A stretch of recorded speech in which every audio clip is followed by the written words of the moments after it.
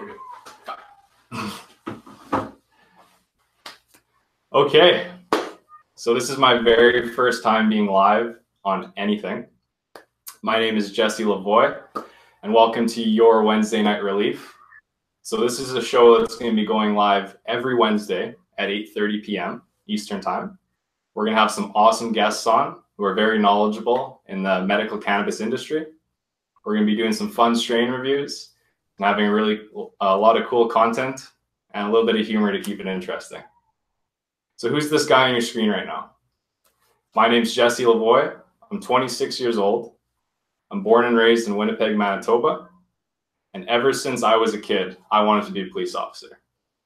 So right out of high school, I joined the Canadian Army Reserves and went to university for criminal justice.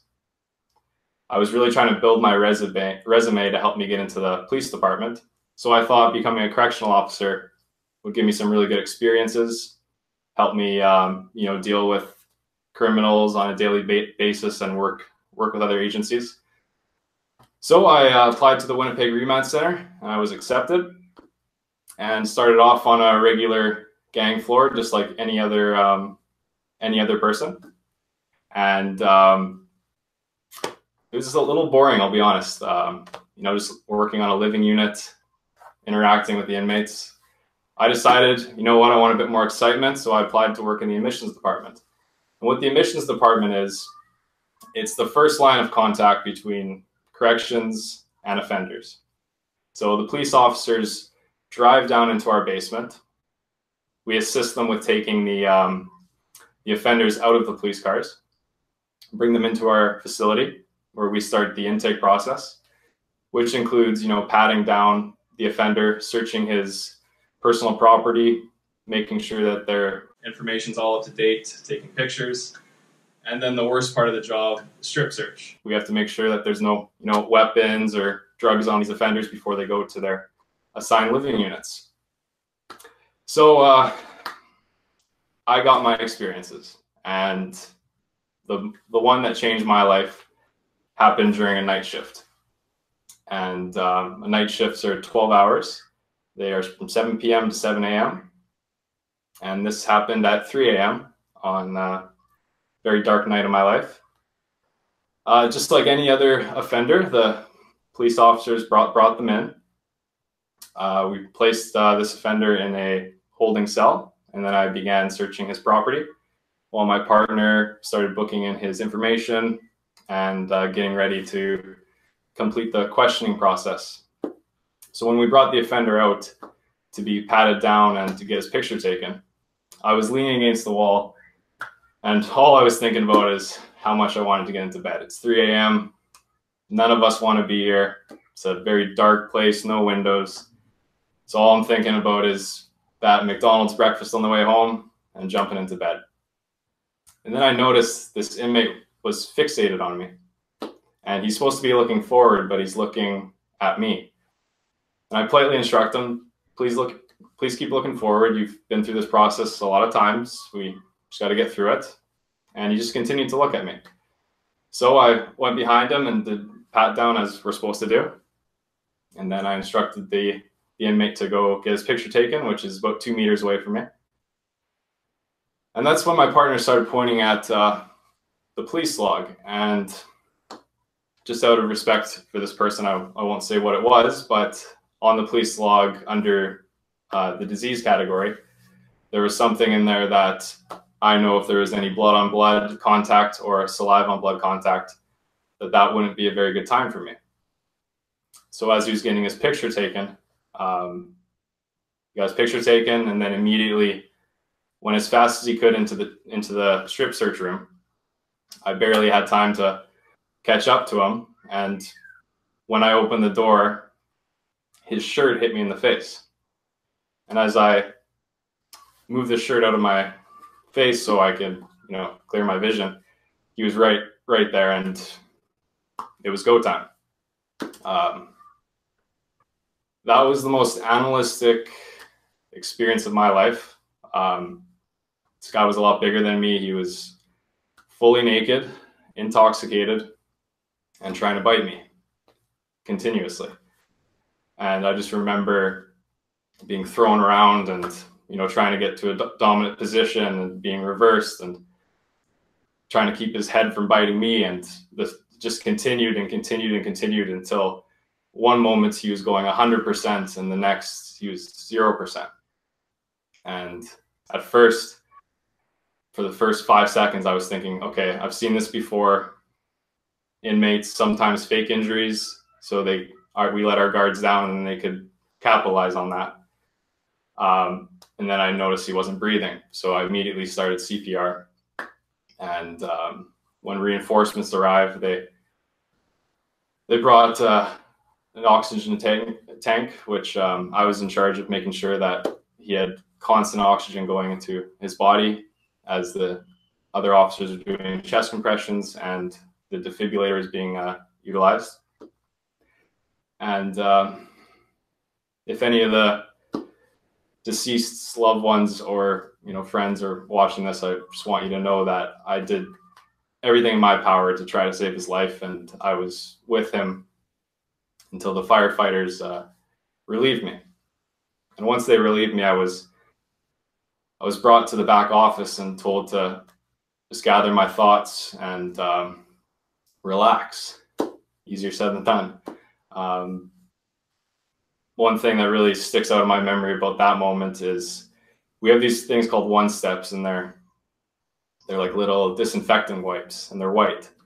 I just kept wiping them all over my arms and throwing them into a pile, and every time I throw it, it was almost redder than the next one with, you know, blood and everything else that was going on in there. And then my manager came in and was like, Jesse, a lot of people are going to be looking at your reports, so you got to write it now. It's got to be good, and it's got to be true, which they always are.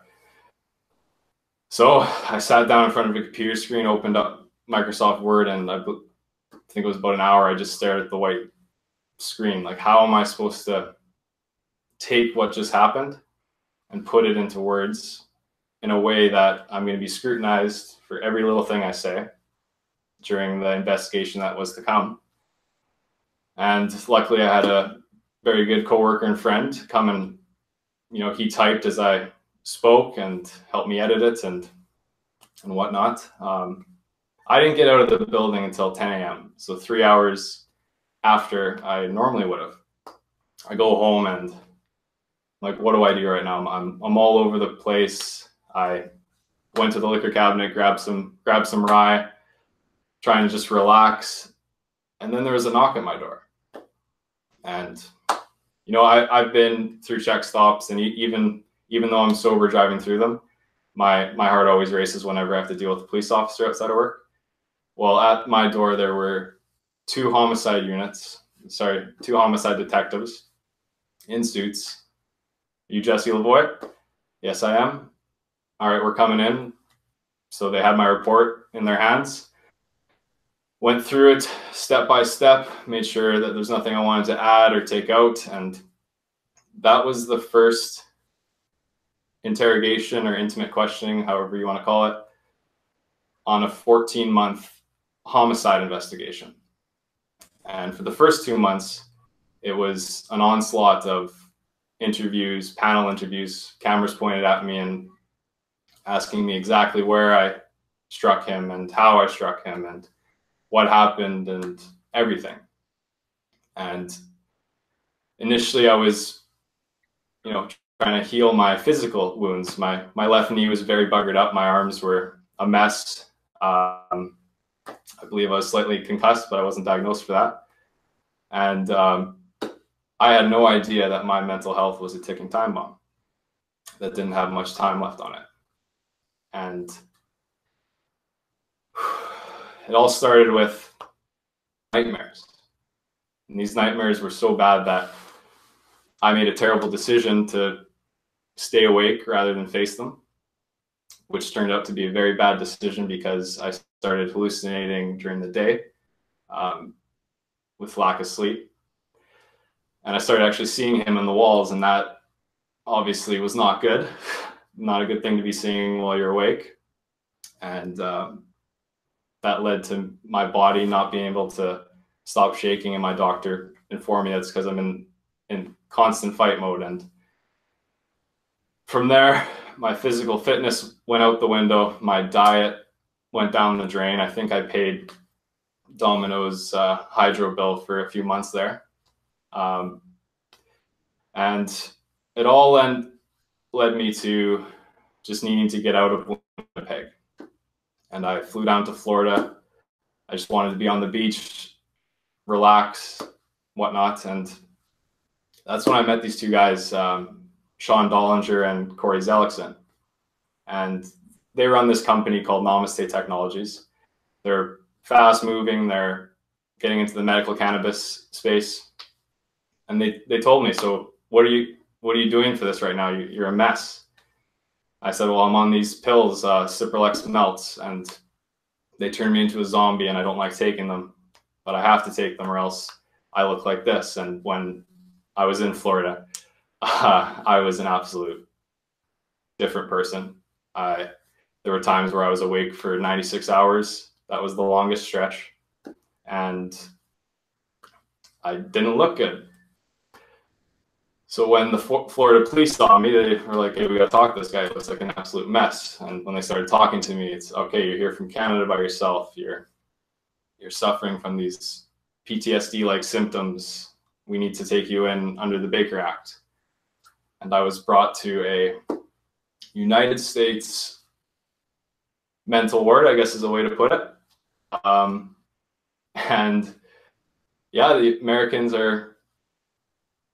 they like their law enforcement, and it was a very regimented place to be. And I think our prisoners up here have it pretty good compared to the conditions down there. And I was only in a mental ward down there. I was there for 3 days, and actually my father flew down to help me or to sign the release papers. And after that, I was assigned a psychologist, and things were really, really dark for me. And that's when, I called Sean, and because we really connected down in Florida there, and it's like, what do you think I should do, man? And he's like, try medical cannabis. We got this app, Namaste MD. You could download it, quick process. And I was approved, and I tried medical cannabis, and the best feeling in my life was taking my Cipralex melts pills, throwing them out, and going straight on cannabis. I use mostly CBD dominant strains because they don't intoxify me. They help with my anxiety and really relax me. And when my knee was bad, that really helped. So I have a lot of my recovery to thank to Sean and Corey. And I don't know if Sean's able to get on here. That's too bad. Sean will be joining us May 30th. I really want you guys to meet him. He's an amazing person. And like I said, he's played a big part in my recovery. So now I've overcome my PTSD. It was a long road. I hurt a lot of people, and I didn't mean to. I pushed probably the best woman I could ever wish for away. We were together for 6.5 years, and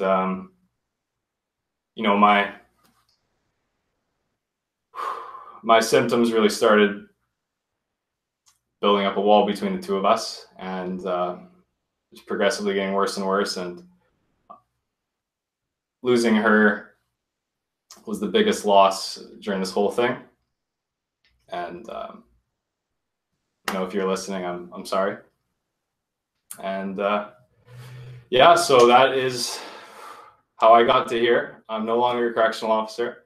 I'm no longer in the Canadian Army Reserves. I'm working with Sean to spread this story about how medical cannabis helped me get over my PTSD, and how it could help millions of people around the world with stuff they're suffering with. And I'm very happy that I get this opportunity to be your host on your Wednesday night Relief, which is part of the Namastation MD channel. So there's going to be a lot of cool stuff going on. And I really hope that you guys tune in every week to be a part of it. Next week, our guest is my personal psychologist, who is very well knowledgeable in medical cannabis.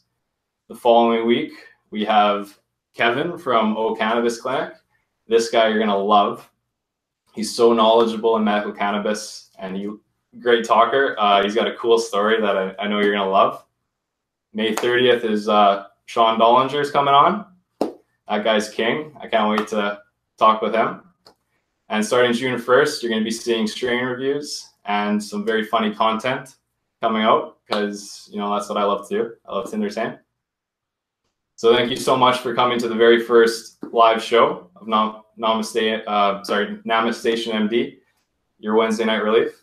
What we're going to have is live questions. So you could send me, you know, I didn't like this about the show. Can you do this? Or I really like this. Can you do more of that?